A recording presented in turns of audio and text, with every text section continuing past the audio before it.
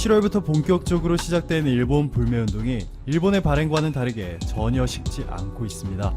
오히려 불매운동에 동참하는 인원이 기하급수적으로 늘어나면서 파급력이 점점 막강해지고 있습니다. 한국수입자동차협회에 따르면 올해 8월 토요타 판매량은 지난해 8월 대비 마이너스 59%, 혼다 마이너스 81%, 닛산 마이너스 87%, 인피니티 마이너스 68% 폭락해 주었고요. 같은 기간 현대차의 소나타는 플러스 43%, 기아차의 K7은 플러스 110.6%라는 이 어메이징한 실적을 보여주었습니다. 일본 맥주는 더 심각하죠. 관세청에 따르면 8월 일본 맥주 수입 금액은 약 2억 6천만 원으로 2018년 8월 대비 마이너스 94.8% 감소하였습니다. 제 생각에는 나머지 5.2%는 한국에 거주하는 일본인과 여러분이 아시는 그 일본을 찬양하는 그쪽 분들이 소비하고 있기 때문에 이 5.2%는 줄이기가 어려울 것 같네요. 그래도 이 정도면 정말 훌륭한 결과이고 저도 한국인이지만 한국인 여러분들 정말 존경합니다. 어느 국가 국민들이 지금처럼 이 놀라운 수준으로 일심동체가 되어서 이 외국의 경제 침략에 이렇게 효과적으로 대응할 수 있겠습니까? 다른 국가들에서는 절대 불가능했을 일이라고 생각이 되네요. 자, 유니클로도 한번 봐볼까요? 유니클로 올해만 벌써 8곳 폐점, 실적은 7월 넷째 주에 마이너스 70%, 8월에는 마이너스 80%가 넘을 것으로 예상이 되고 있습니다. 일본 여행 상황은 어떨까요? 8월 인천공항의 일본 여행객이 마이너스 20% 감소하였는데 해외여행의 경우 수개월 전부터 호텔과 비행기표를 미리 지급하는 경우가 많기 때문에 추석 이후에 불매운동 효과가 본격적으로 반영될 것 같네요. 자, 이렇게 한국에서만 이미 연간 수조 원대의 타격이 예상되고 있는데요.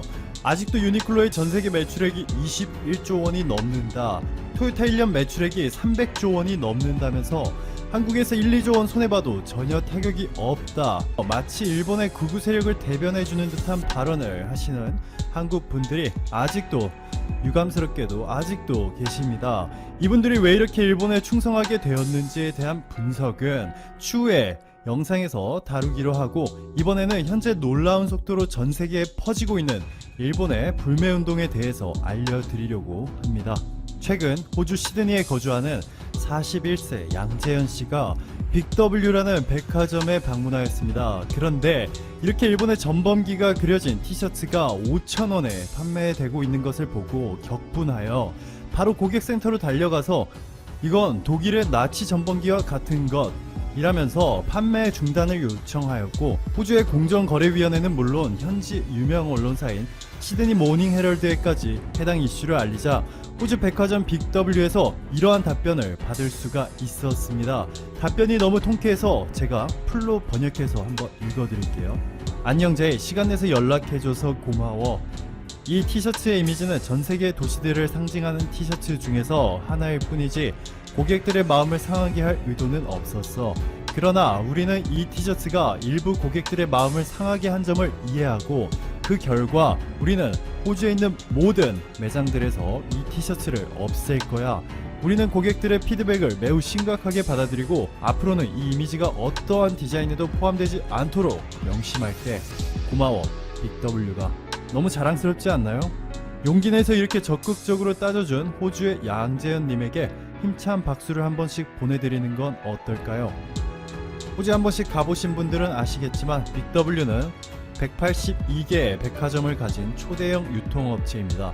호주는 콜스와 울월스 둘이서 이 호주 슈퍼마켓 전체의 80% 정도를 독점하고 있는데요.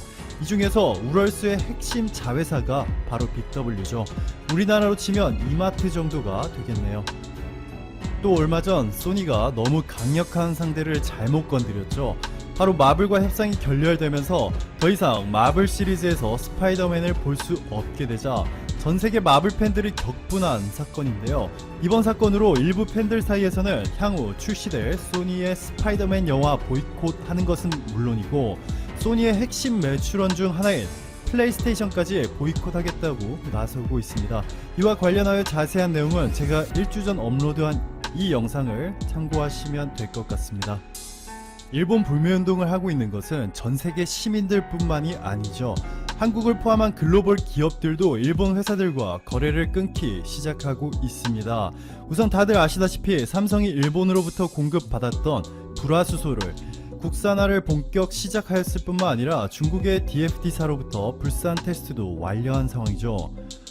전세계 스마트폰 1위, 메모리 반도체 1위, 1년에 240조 원이 넘는 매출액을 기록하는 삼성전자에게 일본은 완전히 신용을 잃어버렸습니다. 유럽을 중심으로 전세계 바이오 시밀러 시장을 휩쓸고 있는 국내 바이오 1위 기업 셀트리온은 일본이 수출 규제 대상으로 정한 물품들 뿐만 아니라 모든 일본산 수입 원부자재들을 전면 교체하기로 결정하였는데요. 일본 대신 미국과 유럽 등에서 수입을 대신한다고 밝혔습니다. 자, 재팬 패싱을 하고 있는 이들은 한국 기업들 뿐만이 아닙니다. 일본 소니의 이미지 센서를 사용하던 세계 스마트폰 3위죠. 중국의 샤오미는 삼성의 6400만 화소 아이소셀 브라이트 GW1 센서 기술은 매우 대단하다며 소니에서 삼성의 이미지 센서로 갈아탔습니다. 현재 소니가 판매하고 있는 이미지 센서는 4800만 화소인데요. 삼성은 6400만 화소에 이어서 세계 최초로 1억 800만 화소 이미지 센서까지 공개하였습니다. 소니는 절대 따라올 수가 없죠. 미국에서도 재팬 패싱의 바람이 불고 있습니다. 세계 1위 전기차 업체죠. 테슬라에는 일본의 파나소닉이 전기차용 배터리를 독점으로 공급해 왔었죠. 하지만 이번에 중국에서 생산되는 테슬라 모델 3에 LG화학으로부터 배터리를 공급받기로 하였습니다. 테슬라는 중국에 올인한 회사죠. 지난해 전기차는 총 126만 대가 팔렸는데요. 그중 77만 대가 중국에서 팔렸습니다. 전기차 판매 브랜드 1위가 테슬라로 25만 대, 중국의 북경 자동차 그룹이 17만 대로 2위.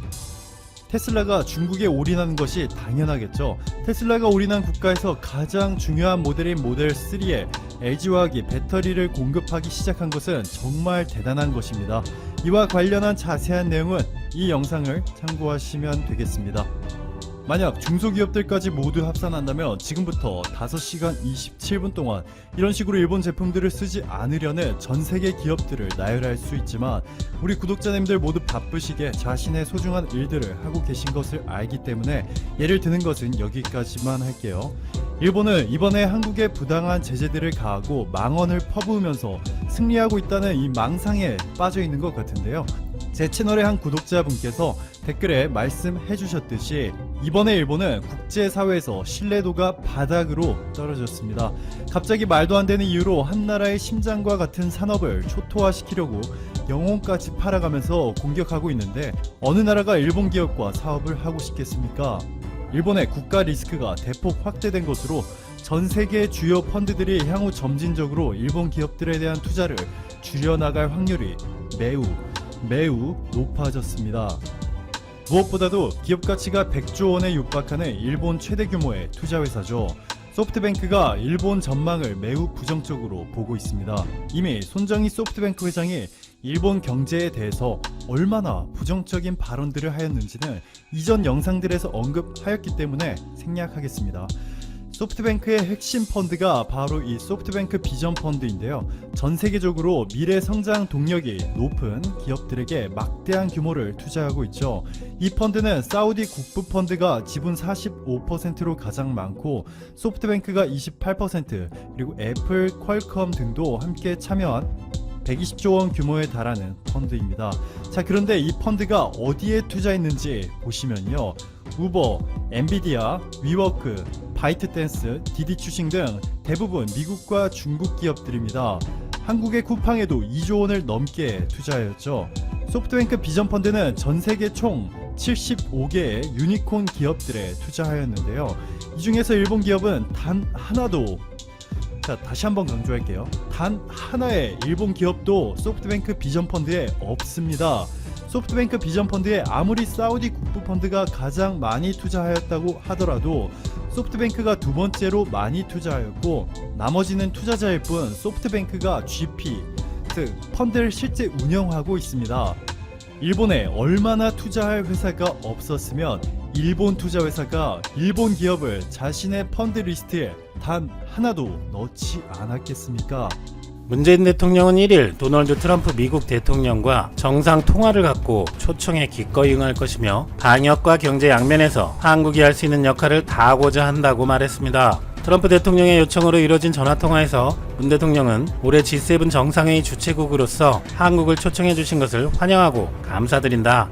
올해 G7의 대면 확대 정상회의가 개최되면 포스트 코로나의 이정표가 될 것이라면서 세계가 정상적인 상황과 경제로 돌아간다는 신호탄이 될 것이라고 말했고, 트럼프 대통령이 브라질을 포함시키는 문제에 대한 의견을 묻자 인구, 경제 규모, 지역 대표성 등을 감안할 때 포함시키는 것이 적절하다고 답했고, 트럼프 대통령은 좋은 생각이라며 그런 방향으로 노력을 해보겠다고 말했다는데요. 한국도 초청되는 입장인데 브라질 초청에 대한 의견까지 물어보는 건 그만큼 한국의 의견을 존중하겠다는 것으로 보이네요.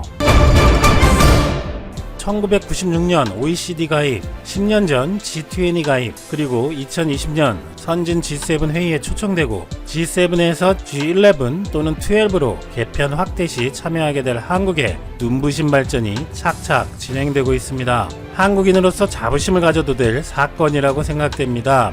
그런데 이 대목에서 가끔 나오는 한국인들의 자주적 표현에 대해 먼저 얘기해 보겠습니다. 만약 성인으로서 평균적인 교육을 받은 여러분들의 친구가 네덜란드와 뉴질랜드, 오스트리아와 오스트레일리아를 구별하지 못한다면 어떤 느낌이 드시겠습니까? 아이폰이나 폭스바겐이 어느 나라 기업인지 모르는 지인이 있다면 그 사람에 대해서는 어떻게 평가하시겠습니까? 만약 그렇다면 이 사람은 특이하네 또는 4차원인가? 좀 더 노골적이라면 무식한 사람이네 라는 생각이 들 수도 있을 것입니다. 그런데 외국인들은 한국이 어디에 붙어 있는지도 모른다, 어디에 붙어 있는지도 모르는 아시아의 작은 나라, 뭐 이런 표현을 한국인들 스스로 쓰는 경우도 간혹 있는데 참 이해가 안 가는 표현입니다. 이 나라는 명목 GDP 순위 2018년 10위, 2019년 12위, 1인당 GDP는 27위, OECD 기준 구매력 평가에서는 일본을 제쳤고 2018년 기준 수출액 6위, 수입액 9위, 인구 순위는 28위로 선진국이라는 나라들 중 우리보다 인구가 더 많은 나라는 미국, 일본, 독일, 프랑스, 영국, 이태리 정도입니다.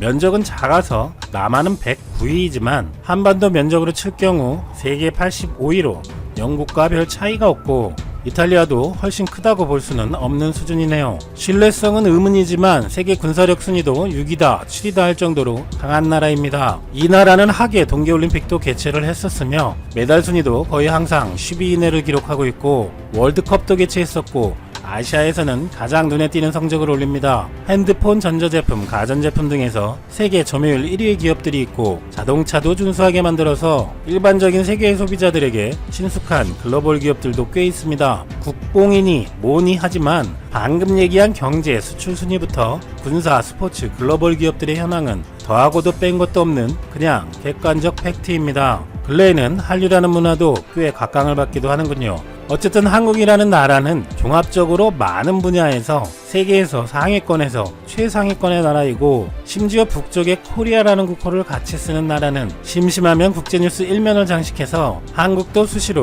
세계에서 언급, 조명되는 일도 상당히 빈번합니다. 때문에 시사멘터리는 외국인들은 한국이 어디에 붙어 있는지도 모른다라는 말을 가끔 들을 때 묘한 기분이 듭니다. 어떤 외국인이 정말 그렇다면 그 사람은 특수한 상황이라서 국제사회에 대한 지식이 정말 필요 없는 경우를 제외하고는 단적으로 무식한 사람일 수도 있고, 어떤 나라의 사람들이 대부분 한국을 모른다고 한다면 그 나라의 교육 수준이 전체적으로 낮아서 다른 지식도 전반적으로 부족한 상태이거나 먹고 살기 힘들어서 다른 것에 신경 쓰지 못하는 상태, 또는 그 나라의 미디어가 상당히 낙후된 나라나 지역일 것이라고 생각하는 것이 더 합리적이지 않을까 하고 생각합니다. 역시 한국을 모르는구나, 한국은 아직 부족한 나라라는 겸손한 생각 대신에 말이죠. 그런데 어제 오늘 가장 핫했던 트럼프 대통령의 G7 회의에 한국을 초청하겠다는 소식에서도 비슷한 기분이 좀 듭니다. 온통 트럼프의 초청에 응할 시 중국에 보복받을 수 있다는 우려 섞인 보도가 줄을 이뤘기 때문입니다. 소식을 익히 들으셨겠지만 트럼프 대통령은 5월 31일 오는 6월 미국에서 열기로 예정된 G7 정상회의를 9월로 연기할 것, G7이 지금 세계에서 벌어지는 일을 제대로 대변한다고 생각하지 않는다며 매우 시대에 뒤떨어진 국가들의 집단이라고 비판했습니다. 그리고 우리는 호주를 원하고 인도를 원하며 한국도 원한다. 이들은 아주 좋은 나라들이라며 대략 G10 또는 G11이 될 것이라고 말했습니다. G7은 1977년 시작한 미국과 독일, 프랑스, 영국, 이탈리아, 캐나다, 일본 등 선진 7개국 회의입니다. 1998년 러시아도 포함시켜 G8이 됐지만 2014년 러시아의 우크라이나 크림반도 점령으로 참가 자격을 박탈했었는데 참가국을 늘려 최소한 올해는 중국 견제 G11으로 만들겠다는 시도이며 특히 트럼프 대통령이 초청 대상으로 거론한 한국, 호주, 인도는 미국이 아시아 태평양 전략의 주요 축으로 삼으려는 국가들이라 백악관의 중국 봉쇄 의도가 더욱 분명하다는 해석이 나오고 있습니다. 현재의 국제정세에서 당연한 분석이고 백악관 대변인조차 우리의 전통적인 동맹국이 한데 모여 중국의 미래에 대해 어떻게 대처할지 논의하는 자리가 될 것이라며 선언하기도 했지요. 2018년 트럼프는 G7에 러시아가 참여한다고 밝히면서 러시아의 복귀를 희망했지만 러시아의 G7 복귀에 대해선 독일, 이탈리아, 캐나다, 프랑스가 반대했고 러시아도 복귀에 큰 관심이 없다고 해서 복귀는 무산된 것처럼 공식적인 G11이 되려면 나머지 회원국들의 동의를 받아야 합니다. 하지만 미국이 올해 G7 주최국으로서 올해만 초청하는 것에서 나아가 계속적인 중국 압박을 위해서 영구적인 G11으로 할 수도 있지 않냐는 예상도 많이 나오고 있습니다. G7이 뚜렷한 기준을 가지고 가입국을 정하는 것은 아니지만 대체로 경제, 군사적 역량을 가진 상위의 국가들로 구성되는 것은 분명합니다. 그런데 한국이 G7 회의 참석이나 G11으로 확대 시 참여할 만한 자격이 되는 나라냐라는 것에 대한 이의제기는 거의 없는 것에도 주목해야 할 것 같습니다. 그만큼 한국의 경제, 군사 등의 국력이 올라갔다는 것을 세계에서 인정받고 있는 것이죠. 그런데 자격이 아니라 한국의 참여 그 자체에 대해 부정적인 반응을 보이는 나라는 두 나라가 있는 것으로 보입니다. 먼저 한국입니다. 한국의 거의 모든 언론은 최근 이틀간 G7 참석이 중국의 신기를 건드려 보복을 받을 수 있다는 부담에 대한 기사로 가득했습니다. 1996년 WTO 가입 시에도 시장 개방, 자본시장 자유화, 각종 규제 철폐를 하고 글로벌 표준에 맞춰야 한다는 부담에 대한 논란과 약간은 비슷한 점도 있는 것 같은 생각이 들기도 하는데요.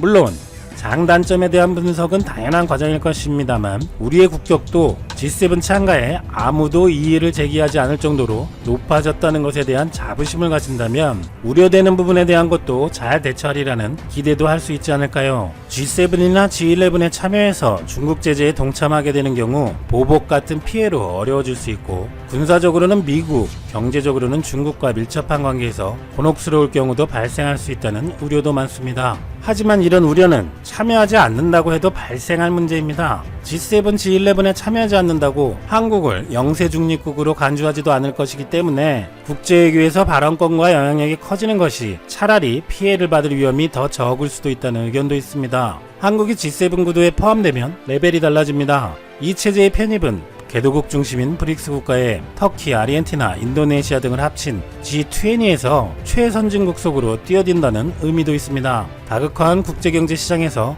효과적인 대처를 할 수 있다는 것이 최대 이점이고 현행 G20나 OECD 회원국으로서는 한계가 있는 것이 사실입니다. 기존의 경제 군사력에 더해 최선진국으로 이미지가 향상되고 안건은 공개되지만 G7 국가들이 어떤 입장인지 회의 결과도 나오지 않는 경우가 많는 등 G7은 현대 외교의 밀실이라고 불릴 만큼 그들만의 리그 같은 성격도 있어서 글로벌 외교 이슈에 직접 개입도 가능할 것이고 외교적 발언권도 확대가 될 수 있을 것입니다. 다만 미국의 의도가 뻔히 보이는 상황에서 드러내놓고 중국을 버린다, 중국이 악이다 라고 할 필요도 없는 것이죠. 최근 사드 장비 교체 반입을 놓고도 과민 반응을 나타내는 중국인데 구태여 나설 이유 없이 상황을 보면서 우리의 영향력도 확대하고 국가의 이익을 위해 신중하게 대처할 것이라 보입니다. 미국도 중국도 한국이 필요하다는 신호를 계속 보내고 있으니 예전처럼 힘이 없어서 양쪽의 틈바구니에서 피해만 보던 상황과는 매우 달라졌다고도 볼 수 있을 것입니다. 우리가 세계 리더국으로서의 위상이 높아지게 되는 만큼 그에 상응하는 책임과 부담을 져야 하는 것도 당연합니다. 다만 강대국 간의 과도한 패권 경쟁에 말려 들어가는 국면은 가급적 피해야 할 것이고 그리고 트럼프 대통령의 재선 캠페인 속에서 나온 러브콜이기 때문에 지속 가능성을 담보하기 힘들다는 것도 고려해야 할 것이지만 G7 정상회의 참가 기회를 살리면서도 험난한 파도를 헤쳐나갈 수 있는 신중한 대응이 나올 것으로 기대합니다. 한편 중국의 반응으로 볼 수 있는 신화통신은 G7 회의를 확대해 G11 회의로 만드는 것은 뜻대로 되지 않을 것이라며 러시아 끌어들이기 시도는 G7 동맹국들의 불만을 일으킬 것이고 미국의 러브콜을 러시아가 받을지도 미지수다라며 트럼프가 G7 회의로 이익을 챙기려 한다고 비난했지만 한국, 인도, 호주에 대한 얘기는 없고 일단 러시아의 참가에 대해서만 부정적으로 평했습니다. 그런데 한국의 G7 회의 참가를 부정적으로 보는 두 번째 나라가 있으니 역시 일본이죠. 일본의 산케이 신문은 한국은 미국과 동맹관계에 있으면서 경제적으로는 중국에 크게 의존하는 양다리 외교를 전개해 문제가 될 수 있다며 한국의 존재는 여러 선진국들이 보조를 맞춰온 대중국 정책을 흐트러뜨릴 우려가 있다고 주장했습니다. 요미우리 신문도 G7 내 합의가 쉽지 않을 것이라고 예상하며 미국이 한국을 비롯한 4개국을 초청한 것은 중국을 노골적으로 견제하기 위함인데 기존 G7 국가들에서 신중론이 나올 수 있다고 하며 또 일본 내부에서는 한국이나 호주의 G7 참가를 견제하는 목소리도 나오는 것이 일본 외무성의 한 간부는 일본이 가지는 아시아에서 유일한 G7 참가국이라는 의미가 퇴색될 수 있다고 말했다고 합니다. 타라이꾸를 하다 G7 중에서 일본이 유일한 유색 인종이라고 셀프 인종 차별을 하며 자부심을 한껏 뽐냈던 아소다로의 발언을 순화한 표현으로 보이네요. 그리고 일본 정부 대변인격인 스가 요시히데 관방장관은 1일 정례 기자회견에서 G7 정상회의에 초청한 한국, 러시아, 호주, 인도 등 4개국이 일본과 기본적 가치관을 공유하는 나라이냐는 질문을 받자 각각 일본에 있어 매우 중요한 파트너이지만 일률적으로 말씀드리는 것은 삼가겠다고 말하며 초청에 대해서 현 시점에선 언급을 자제하겠다고 답했는데 일반적으로 미국이나 특히 트럼프의 방향에 대해 적극 호응을 해온 아베와 일본 정부가 이 정도 반응을 보인 것은 트럼프의 G7 확대 시사에 대해 난색을 표시하는 것으로 해석된다는 의견이 많습니다. 그도 그럴 것이 아베 총리는 조공외교, 트럼프의 푸들이라는 비아냥에도 불구하고 항상 트럼프 대통령을 극진히 대접해왔고 국제 무대에서도 항상 미국의 입장을 적극 지지하는 모습을 보여왔는데 최근에는 이에 더해 C19 관련 무수한 병크들과 검사장 마작 스캔들 등으로 지지율이 떨어진 것에 대한 출구책으로서 G7 회의 참가를 고대해왔기 때문입니다. 교도통신의 31일까지 여론조사에서 아베 내각 지지율은 39.4%로 교도통신조사에서 40% 밑으로 떨어진 건 2018년 5월에 이어 2년 만이고 아베 내각을 지지하지 않는다는 응답은 45.5%에 달해 비판 여론이 지지 여론보다 많았던 것입니다. 아니 그래도 C19로 일본은 그렇게 희한한 일들이 연일 벌어지는데도 39.4%면 엄청 높은 거 아닌가요? 완전 콘크리트 지지율입니다. 어쨌든 6월 G7에 가서 트럼프와의 친분도 과시하고 백신과 치료약 개발, 세계 경제 회복을 위한 협력 등에 대해 논의도 하는 모습을 보여 지지율을 회복하려고 했던 것 같은데 미국에 다녀오면 일본 국내법상 총리라도 무조건 2주간 자가격리를 해야 하는데도 아베는 가겠다고 계속해왔죠. 올림픽 1년 연기도 아베가 먼저 얘기할 수 없으니 트럼프가 먼저 언급하며 판을 벌여줘서 1년 연기하게 도와준 것처럼 이번에도 트럼프가 뭔가 도와줄 것을 기대했던 것이라는 의견도 있습니다.